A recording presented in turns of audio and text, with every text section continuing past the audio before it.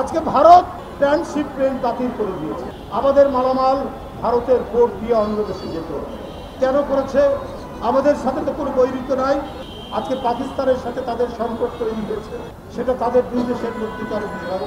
তাহলে আজকে দিল্লি যে একের পর এক বাংলাদেশ বিরোধী ভূমিকা রাখছে, আপনারা তো সেই শেখ হাসিনার মতোই দেখ, আপনাদের কোনো প্রতিবাদ নেই, আপনাদের কোনো উচ্চ কণ্ঠ নেই, এবং এইটা করলে আমাদের বিকল্প কি, এটাও তো জনগণের কাছে খোলাসা করা উচিত। তাদের মালামাল যাবে আমাদের দেশের উপর দিয়ে, আমাদের নৌপথ সড়কপথ ব্যবহার করবে, কিন্তু আমাদের যে ট্রান্সশিপমেন্ট ব্যবস্থা ভারতের সাথে ছিল সেইটা তারা বন্ধ করে দিল, ভিসা সুযোগ সীমিত করে দিল।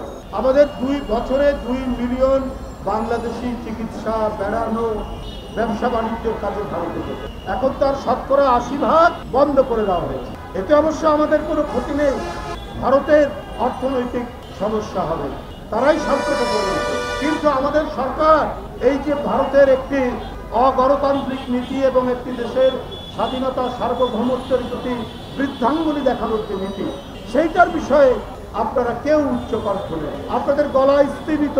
তো শেখ হাসিনার মতোই আপনার সীমান্তে সীমান্তে আমাদের লোক পরে ফেলানি ঝুলে থাকে কাঁটাতারের মধ্যে, আমাদের মানুষজন ধান ক্ষেতের মধ্যে মেরে ফেলে দেয়।